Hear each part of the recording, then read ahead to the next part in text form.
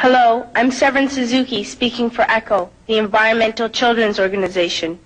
We're a group of 12 and 13-year-olds trying to make a difference. Vanessa Setti, Morgan Geisler, Michelle Quigg, and me. We've raised all the money to come here ourselves, to come 5,000 miles to tell you adults you must change your ways. Coming up here today, I have no hidden agenda. I am fighting for my future. Losing my future is not like losing an election or a few points on the stock market.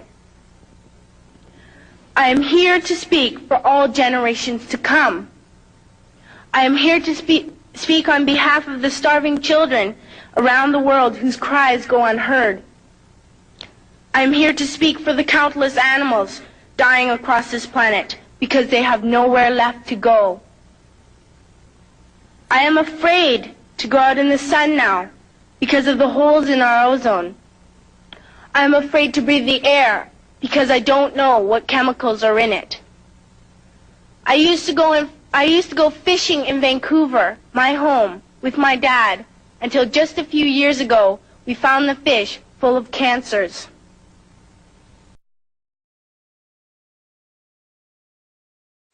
Every day, vanishing forever.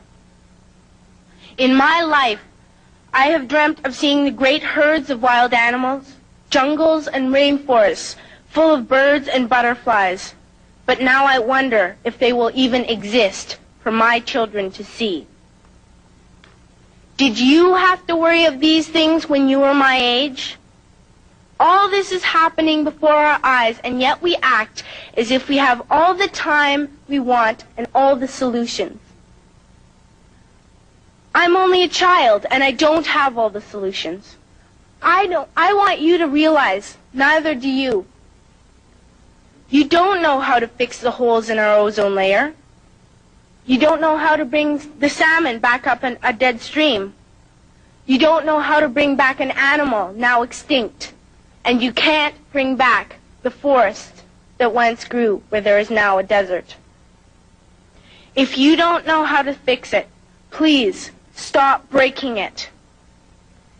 Here, you may be delegates of your government, business people, organizers, reporters, or politicians, but really, your mothers and fathers, sisters and brothers, aunts and uncles, and all of you are someone's child.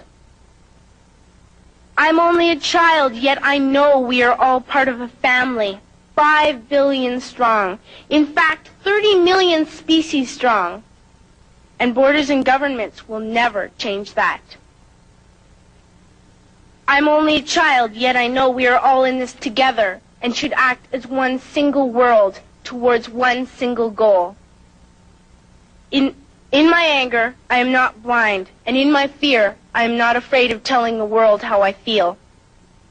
In my country, we make so much waste. We buy and throw away, buy and throw away, buy and throw away, and yet northern countries will not share with the needy. Even when we have more than enough, we are afraid to share. We are afraid to let go of some of our wealth.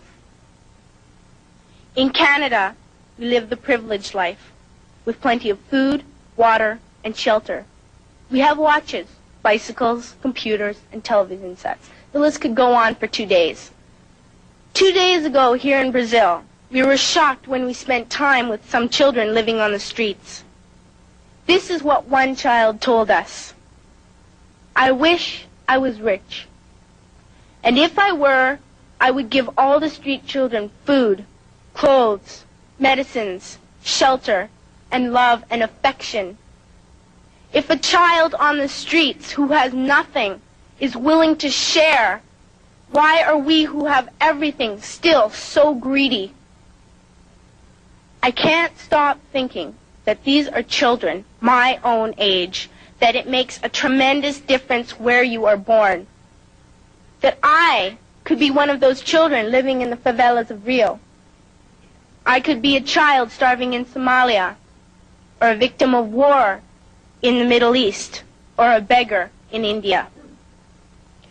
I am only a child, yet I know if all the money spent on war was spent on finding environmental answers, ending poverty, and finding treaties, what a wonderful place this earth would be.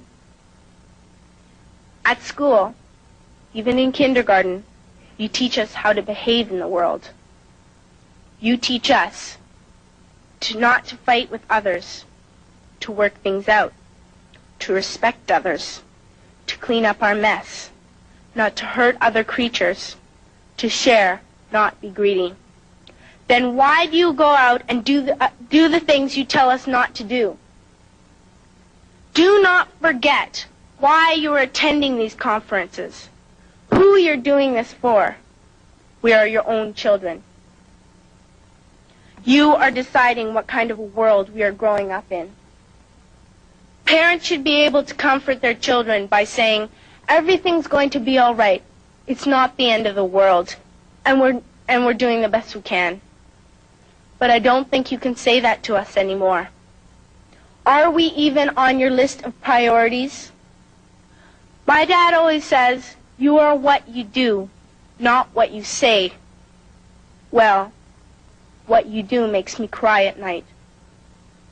You grown-ups say you love us, but I challenge you, please, make your actions reflect your words. Thank you.